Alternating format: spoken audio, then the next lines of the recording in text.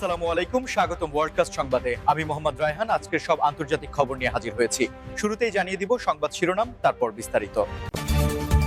ভেনেজুয়েলায় বিমান হামলা, বছরের শুরুতেই ল্যাটিন আমেরিকায় যুদ্ধের আশঙ্কা, রাজধানী কারাকাসে বিকট বিস্ফোরণ, ভয়াবহ ভিডিও প্রকাশ, ইরানের নিরাপত্তায় হস্তক্ষেপ করলে হাত কেটে ফেলা হবে, যুদ্ধে রাশিয়া ৪৩৩ যুদ্ধবিমান ৩৪৭ হেলিকপ্টার হারিয়েছে, দাবি ইউক্রেনের। আসসালামু আলাইকুম, স্বাগতম জানাচ্ছি ওয়ার্ল্ডকাস্ট সংবাদে। আমি মোহাম্মদ রায়হান। এতক্ষণ শুনছিলেন সংবাদ শিরোনাম, এবার বিস্তারিত। ভেনেজুয়েলার আকাশে হঠাৎ করেই যুদ্ধবিমানের আনাগোনা এবং কথিত বিমান হামলার খবরে তোলপাড় শুরু হয়েছে আন্তর্জাতিক মহলে। বিশেষ করে যখন বছরের শুরুতেই এমন একটি খবর সামনে আসে, তখন তা স্বাভাবিকভাবেই উদ্বেগের কারণ হয়ে দাঁড়ায়। কারণ দক্ষিণ আমেরিকার এই দেশটিতে দীর্ঘদিন ধরেই রাজনৈতিক ও অর্থনৈতিক অস্থিরতা চলছে, এবং এর মধ্যেই এই বিমান হামলার খবর যেন আগুনে ঘি ঢালার মতো কাজ করেছে। বিভিন্ন আন্তর্জাতিক গণমাধ্যমে প্রকাশিত খবর অনুযায়ী ভেনেজুয়েলার আকাশসীমায় অজ্ঞাত বা শত্রুভাবাপন্ন বিমানের উপস্থিতি লক্ষ্য করা গেছে, এবং এর পরপরই বেশ কিছু গুরুত্বপূর্ণ স্থাপনা লক্ষ্য করে হামলার অভিযোগ উঠেছে, যা দেশটির প্রতিরক্ষা ব্যবস্থাকে বড়সড় চ্যালেঞ্জের মুখে ফেলে দিয়েছে। তবে এই হামলা কারা চালিয়েছে বা এর পেছনে কোনো প্রতিবেশী দেশ নাকি অভ্যন্তরীণ বিদ্রোহী গোষ্ঠীর হাত রয়েছে, তা নিয়ে এখনও ধোঁয়াশা কাটেনি, এবং সরকারিভাবে কোনো সুনির্দিষ্ট পক্ষকে দায়ী করার আগেই সামরিক বিশ্লেষকরা পরিস্থিতির ভয়াবহতা আঁচ করার চেষ্টা করছেন। দেশটির সরকার অবশ্য তাৎক্ষণিকভাবে জরুরি নিরাপত্তা বৈঠকের ডাক দিয়েছে এবং আকাশ প্রতিরক্ষা ব্যবস্থাকে সর্বোচ্চ সতর্কতায় রাখা হয়েছে বলে জানা যাচ্ছে। কিন্তু সাধারণ মানুষের মধ্যে যে আতঙ্ক ছড়িয়ে পড়েছে তা সহজে প্রশমিত হওয়ার মতো নয়, কারণ বিমান হামলার অর্থ হল সংঘাত এখন আর কেবল স্থলপথের বিক্ষোভে সীমাবদ্ধ নেই, বরং তা পুরোদস্তুর সামরিক সংঘাতে রূপ নেওয়ার ইঙ্গিত দিচ্ছে। আপনারা যারা আন্তর্জাতিক রাজনীতির খোঁজ খবর রাখেন তারা জানেন যে ভেনেজুয়েলার তেল সম্পদ এবং কৌশলগত অবস্থানের কারণে সেখানে পরাশক্তিগুলোরও বিশেষ নজর থাকে। তাই এই বিমান হামলা যদি সত্যিই কোনো বিদেশি শক্তির মদদে হয়ে থাকে, তবে তা কেবল ভেনেজুয়েলার মধ্যেই সীমাবদ্ধ থাকবে না, বরং এটি পুরো অঞ্চলের স্থিতিশীলতা নষ্ট করতে পারে। সোশ্যাল মিডিয়াতে ছড়িয়ে পড়া কিছু অস্পষ্ট ফুটেজে আকাশে আগুনের গোলা এবং ধোঁয়ার কুণ্ডলী দেখা গেছে, যা বিমান হামলার জল্পনাকে আরও উস্কে দিচ্ছে, এবং স্থানীয়রা দাবি করছেন যে তারা বিকট শব্দে মাটি কেঁপে উঠতে অনুভব করেছেন, যা সাধারণ কোনো মহড়া বা দুর্ঘটনার মতো মনে হয়নি, বরং এটি ছিল সুপরিকল্পিত কোনো আক্রমণের অংশ। এই পরিস্থিতিতে ভেনেজুয়েলার সেনাবাহিনী কতটা প্রস্তুত এবং তারা পাল্টা কোনো পদক্ষেপ নেবে কিনা সেটাই এখন দেখার বিষয়, কারণ পাল্টা হামলা হলে পরিস্থিতি নিয়ন্ত্রণের বাইরে চলে যেতে পারে, এবং আপনারা জানেন যে যুদ্ধের দাবানল একবার জ্বলে উঠলে তা নেভানো কতটা কঠিন। তাই বিশ্ব নেতারাও এই ঘটনার দিকে কড়া নজর রাখছেন এবং কোনো সংস্থা ইতিমধ্যেই সংযত আচরণের আহ্বান জানিয়েছে। বছরের শুরুতেই ল্যাটিন আমেরিকায় যুদ্ধের যে আশঙ্কা তৈরি হয়েছে তা নিছক কোনো গুজব নয়, বরং গত কয়েক মাসের ঘটনা প্রবাহ এবং সাম্প্রতিক উত্তেজনা বিশ্লেষণ করলে বোঝা যায় যে এই অঞ্চলটি একটি বড় ধরনের সংঘাতের দিকে এগিয়ে যাচ্ছে, যা হয়তো এতদিন ছাইচাপা আগুনের মতো ছিল, কিন্তু এখন তা দাউ দাউ করে জ্বলে ওঠার উপক্রম হয়েছে। ল্যাটিন আমেরিকার দেশগুলোর মধ্যে সীমান্ত বিরোধ, রাজনৈতিক মতাদর্শের ভিন্নতা এবং মাদক চোরাচালান নিয়ে দীর্ঘদিনের স্নায়ুযুদ্ধ চললেও এবারের পরিস্থিতি সম্পূর্ণ ভিন্ন, কারণ সরাসরি সামরিক উস্কানি এবং পাল্টাপাল্টি হুমকির মতো ঘটনাগুলো খুব ঘন ঘন ঘটছে, যা বছরের শুরুতেই সাধারণ মানুষের মনে যুদ্ধের ভয় ঢুকিয়ে দিয়েছে। বিশেষ করে ভেনেজুয়েলা এবং তার প্রতিবেশী দেশগুলোর মধ্যে সম্পর্কের অবনতি, সীমান্তে সৈন্য সমাবেশ এবং বিদেশি পরাশক্তিগুলোর এই অঞ্চলে নড়াচড়া যুদ্ধের এই আশঙ্কাকে আরও প্রবল করে তুলেছে। কারণ ইতিহাস বলে যে ল্যাটিন আমেরিকায় যখনই কোনো বড় সংঘাত হয়েছে, তার পেছনে বাইরের দেশের ইন্ধন বা স্বার্থ বড় ভূমিকা রেখেছে। অর্থনীতিবিদরা আশঙ্কা করছেন যে যদি সত্যি এই অঞ্চলে যুদ্ধ বা বড় কোনো সামরিক সংঘাত শুরু হয়, তবে তা কেবল ল্যাটিন আমেরিকার অর্থনীতিকেই ধসিয়ে দেবে না, বরং বিশ্ববাজারে তেল এবং খাদ্যের দামেও বড় প্রভাব ফেলবে, কারণ এই অঞ্চলের অনেক দেশই কাঁচামাল এবং জ্বালানির প্রধান উৎস। সাধারণ মানুষ যারা ইতিমধ্যেই মুদ্রাস্ফীতি এবং দারিদ্র্যের সঙ্গে লড়াই করছে, তাদের জন্য যুদ্ধের খবরটি যেন মরার ওপর খাড়ার ঘা হয়ে এসেছে, এবং তারা এখনই নিত্য প্রয়োজনীয় পণ্য মজুত করতে শুরু করেছে, যা বাজারে কৃত্রিম সংকট তৈরি করছে। সামরিক বিশ্লেষকদের মতে আধুনিক যুদ্ধ আর আগের মতো নেই। এখন ড্রোন হামলা, সাইবার অ্যাটাক এবং প্রক্সি ওয়ারের মাধ্যমে যুদ্ধ অনেক বেশি জটিল এবং বিধ্বংসী বিধ্বংসী হয়ে উঠেছে।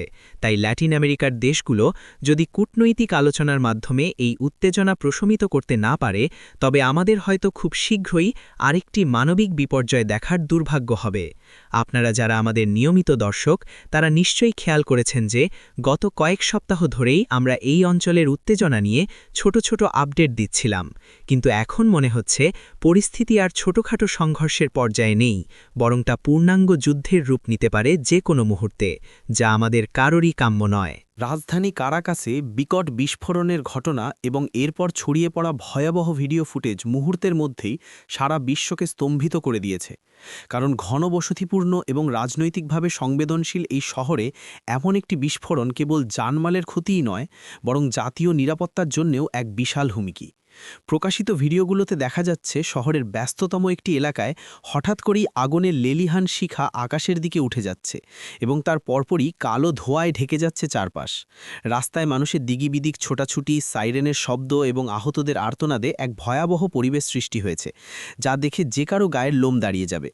প্রত্যক্ষদর্শীরা জানাচ্ছেন যে বিস্ফোরণের শব্দ এতটাই তীব্র ছিল যে কয়েক কিলোমিটার দূরের ভবনের কাঁচও ভেঙে পড়েছে এবং মানুষ প্রথমে ভেবেছিল হয়তো ভূমিকম্প হয়েছে, কিন্তু পরে আগুনের কুণ্ডলী দেখে তারা বুঝতে পারে যে এটি একটি ভয়াবহ বিস্ফোরণ। এই বিস্ফোরণ কি কোনো গ্যাস লাইন থেকে দুর্ঘটনা, নাকি এর পেছনে কোনো নাশকতা বা পরিকল্পিত হামলা রয়েছে তা নিয়ে তদন্তকারীরা কাজ শুরু করেছেন। তবে বর্তমান রাজনৈতিক প্রেক্ষাপটে অনেকেই এর পেছনে ষড়যন্ত্রের গন্ধ পাচ্ছেন এবং সোশ্যাল মিডিয়ায় ইতিমধ্যেই নানা ধরনের তত্ত্ব ছড়িয়ে পড়েছে। ভিডিও ফুটেজে দেখা গেছে বিস্ফোরণস্থলের আশেপাশের গাড়িগুলো খেলনার মতো উল্টে গেছে এবং রাস্তাঘাটে ধ্বংসস্তূপ ছড়িয়ে ছিটিয়ে আছে। উদ্ধারকর্মীরা প্রাণের ঝুঁকি নিয়ে আগুন নেভানোর এবং ধ্বংসস্তূপের নিচ থেকে মানুষকে উদ্ধার করার চেষ্টা করছেন, যা একটি অত্যন্ত মানবিক কিন্তু হৃদয় বিদারক দৃশ্য। কারাকাসের মতো গুরুত্বপূর্ণ শহরে, যেখানে সরকারের প্রধান কার্যালয় এবং গুরুত্বপূর্ণ স্থাপনা রয়েছে, সেখানে এমন একটি ঘটনা নিরাপত্তা ব্যবস্থার বড়সড় ফাটলকেই নির্দেশ করে এবং এই ঘটনার পর থেকে শহরের বাসিন্দাদের মধ্যে এক ধরনের অজানা আতঙ্ক বিরাজ করছে। অনেকেই ভয়ে ঘর থেকে বেরোচ্ছেন না।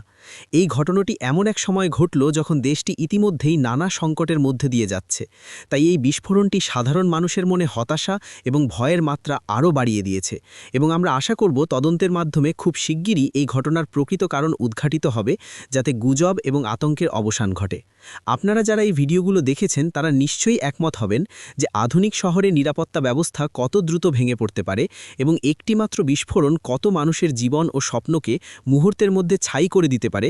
তাই এই ঘটনা আবারও আমাদের চোখে আঙুল দিয়ে দেখিয়ে দিল।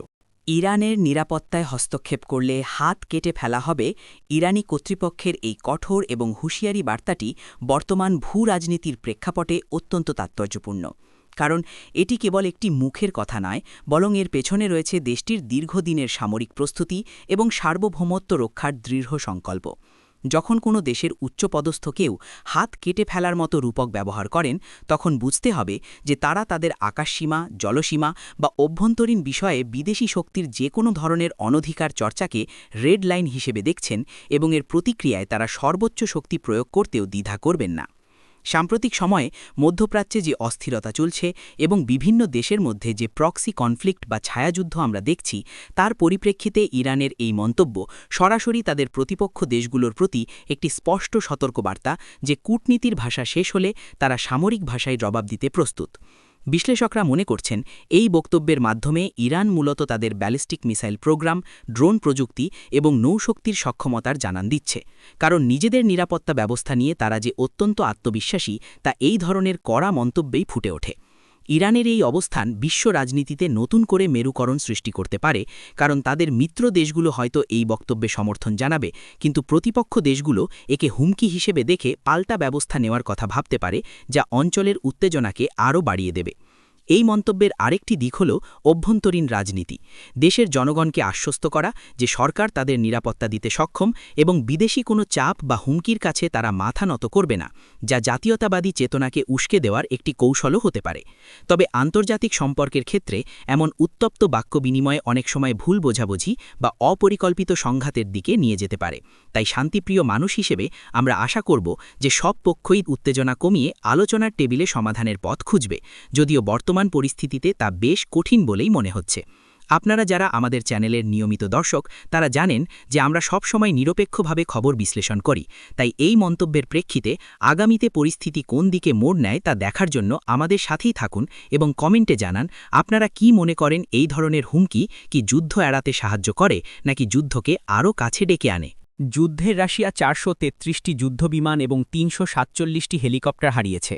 ইউক্রেনের এই দাবি যদি সত্যি হয় তবে তা আধুনিক যুদ্ধের ইতিহাসে আকাশ শক্তির সবচেয়ে বড় বিপর্যয়গুলোর মধ্যে একটি হিসেবে গণ্য হবে, কারণ এই বিপুল সংখ্যক এয়ারক্রাফট হারানো মানে কেবল শত শত কোটি ডলারের আর্থিক ক্ষতি নয়, বরং রাশিয়ার মতো পরাশক্তির জন্য এটি একটি বিশাল সামরিক ধাক্কা।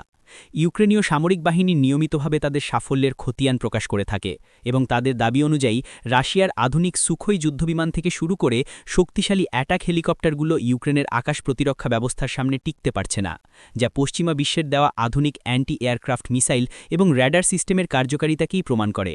433টি যুদ্ধবিমান এবং 347টি হেলিকপ্টার, এই সংখ্যাটি শুনতে সহজ মনে হলেও বাস্তবে এটি একটি বিশাল বিমান বাহিনীর সমান, এবং এতগুলো দক্ষ পাইলট ও ক্রু হারানো যে কোনো দেশের জন্য পূরণ করা প্রায় অসম্ভব একটি ক্ষতি, কারণ একটি যুদ্ধবিমান তৈরি করা গেলেও একজন দক্ষ যুদ্ধবিমান পাইলট তৈরি করতে বছরের পর বছর সময় লাগে।